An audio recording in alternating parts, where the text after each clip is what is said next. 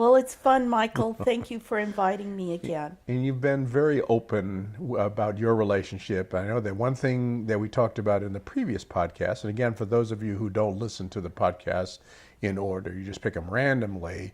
If we say something in a podcast, we reference a previous podcast, just listen to the one before. They're all numbered, so you'll be able to go to. But we mentioned that men kind of need to be mothered, and Right. they don't mature either as quickly or to the same degree as a lot of women expect them to. But you said you like mothering. You like mothering. Yeah.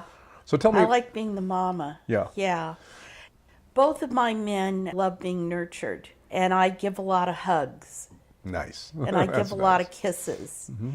And I'll lay down with each one of them and watch TV Nice. and Yeah. just hug. And that seems to make them really happy. So let me ask you this, because it's something that a lot of people have mentioned in the past. They talk about the difference between sex and romance or intimacy. We're not talking about like laying down next to them. We're not talking necessarily about sex, but that's just being intimate with them, laying down next to them, holding them Yeah. in your arms. That's being intimate with a person. Yeah, it's the human touch. That Yeah. carries a lot of weight. It does. If you can be intimate with a person, hold them in your arms, it carries a lot of satisfaction, maybe in lieu of sex, for that matter. So a lot of people talk about the imbalance in their sexual relationship, but they sometimes forget the fact that the intimacy is still there. There's still kisses and hugs and touches and things like that, but they just That's don't. really important. Yeah. It's really important to acknowledge that person, especially if you're going somewhere. You kiss them goodbye, you kiss them hello when you see Right. them. Life is short, so hopefully you see You, them. you hug and you just make them know that you're happy that they're there with you. Yes, exactly. That's so important. Exactly. Well, that's interesting because I want to, in a previous podcast or two, we talked about things like that, about the level of intimacy in a relationship, that life is relatively short and you don't need the aggravation that can come with a relationship. People argue, they fight about things, and you don't always have the partner that's the perfect partner for you, because that one person doesn't necessarily have all the attributes that you need in a partner. So in your case, you've solved the issue because you have two partners.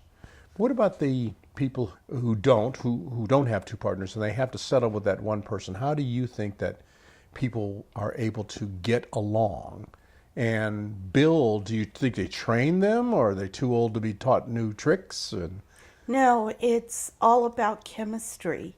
When there's chemistry there, that person, you're attracted to each other. And some people are together to be together. And some people are together because they're meant to be together.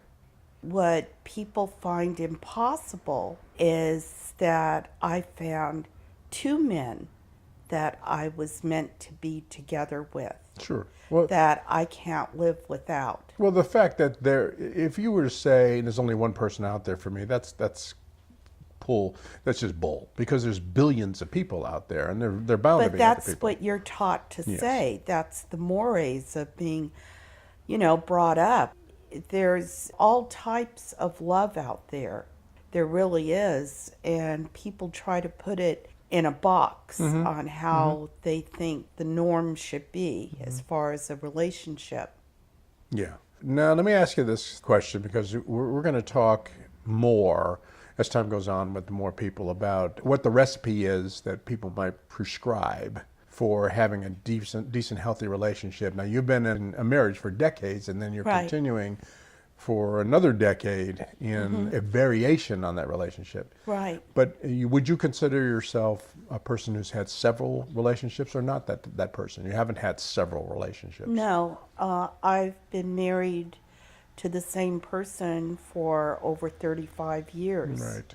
So for a person who's had several relationships, like I've had several relationships, long-term relationships, and somebody might say to me, well, I'm damaged because I've been married 4 times. And I say to them, well, I mean, I really don't put up with the same kind of stuff that some people put up with. Maybe I just don't have the kind of patience for that. But I consider myself a patient person. I just am in a relationship with a person that it just doesn't quite work. And so rather Right? than to And torture you know them, that. and I know that, and rather than to torture Yeah. them or me, we talk about it. We're still best friends. Right. I mean, human beings can get along. They're not all belligerent. They, even though it's our primal nature to be that way, warlike, we control that. And you have to live in reality. And you have to be self-confident, not afraid to be on your own. I believe when you go through multiple relationships, it's because you haven't found that right chemistry yet. And the reason why you haven't found it is maybe you don't know what it feels like yet. So To have a how does- person just, it's like, this is like you're looking at yourself when you find that person. Like you know everything about them, everything they like, everything they love. And you admire that person. You really like that person and you're not afraid to be yourself. You don't have to say, I'm sorry all the time. You don't have to worry about changing. You don't have to worry about looking a certain way or watching a certain movie or what, because that person agrees with everything you want. Yeah, they like you for who you are. They agree with everything and there's no arguments. And when you found that person, that's compatibility. There's no question about it. And I found that in not one but two men who like the same things that I do. They're both livable with. Nothing that harsh that they should change. They accept me for how I am and who I am, and they're not asking me to change, and I'm not asking them to change because I can live with how they are. So a little bit of growth, that the change and growth are not exactly the same. So we are constantly trying to grow, trying to evolve. And that's not necessarily the same as changing. To change a person is a dramatic and severe alteration in who they are. Not helping them grow, not helping them mature, but to change them. So they're not that thing now, and you want them to be that thing. And that's really sometimes problematic. Well, I wouldn't want to change that person. Either that person fits in my life or not.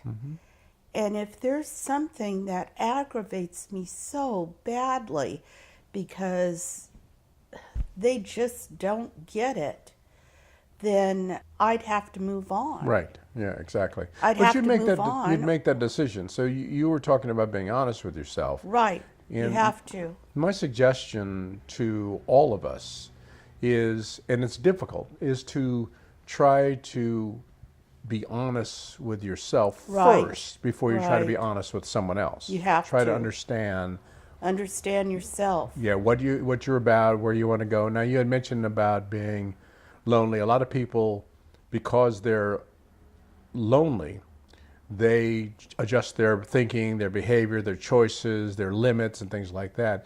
And we also mentioned before that being alone is not exactly the same as being lonely. Because some people can be alone. You can get out of a relationship and be alone.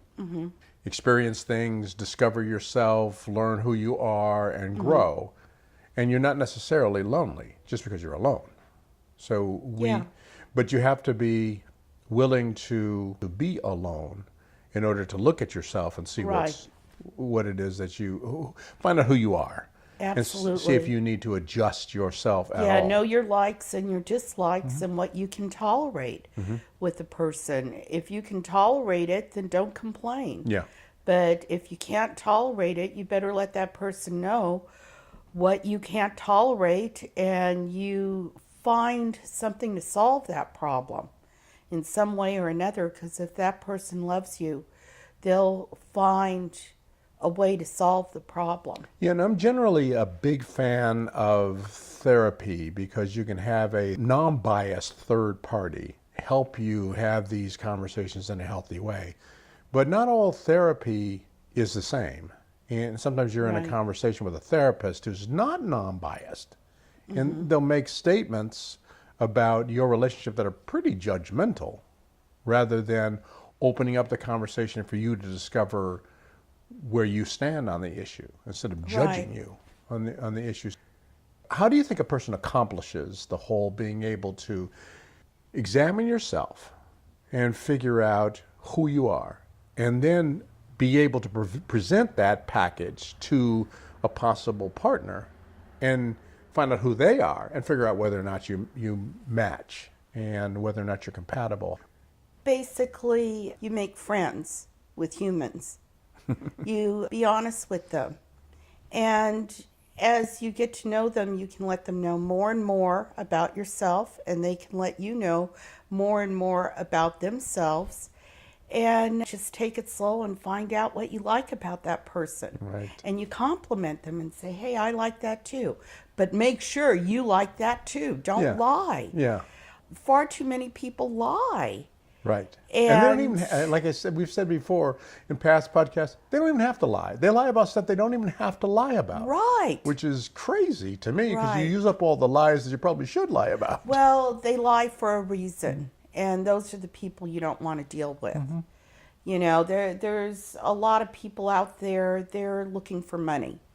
So they're going to lie about themselves and say that they have lots of money in order to get with a person who has more money than them. So they be whatever they think that person wants them to be. Yeah, to push their agenda. Yeah, and then they marry them and then kill them. Everybody watches those shows. I'm Yeah. always amazed at. I'm completely amazed at what people do to themselves and each other. They'll have Yeah. a loving relationship, and then you see down the road they killed their husband. or Yeah. something. And I'm thinking, wow. Yeah. Yeah, they're bringing up the Robert Wagner Yes. killing of Natalie Wood. Now the captain decides to speak and says he was paid off. Yeah. And Yeah. they were actually arguing, and he beat her up and threw her off the boat. Man, I They're would bringing that back Yeah, up. I would tell people, I would tell my partner, hey, listen, if you ever disagree with me, don't like what I'm all about or something like that, just tell me, don't kill me. Just tell me. and we'll just move on. We will talk about dozens and dozens of different things, and I hope that sometime down the road we get together again and talk about life. But I do want to close on something, maybe get back to it. You were on America's Got Talent, right? Yeah. Yeah. And Now people are going to know who I am. okay, Michael. now No, it's fine. yeah, I was going to say, I don't No, I'm have to just tell him making a that. joke of it. Yeah. Yeah, I don't have to tell him that. But what was that experience like? Was it just fun for you, or Oh, it was a great experience. Basically, when you're on stage, they want you to be an actor. Sure. There must have been at least 80 production companies working with all the people who were going to be on the show. And out of San Jose, we were the only act picked from San Jose area, which is hard to believe, you know. And there were 300 acts in all, and then they whittled it down to 80, and we were part of the 80, and then they whittled it down to 20, and we were part of the 20. Yeah, you appeared a And couple then, times. Three times in all. Yeah. And then, then we got the show in Las Vegas. Simon helped us get on this one show at the Flamingo Hotel. That's great. That's great. Yeah, it was pretty cool. Well, I enjoy the fact that that you shared the time with me for this show. It's not a show about celebrity and celebration, just a show about communication. I'd love it sometime or another for us to sit and talk about on-camera work and talent work. But Sure, in Michael. in another thing. So I want to thank you again. I really appreciate you joining me on Thank you so much. He Said. She said. Again, I'm Michael. And I'm Rose. Rose, thank you very much. Thank you.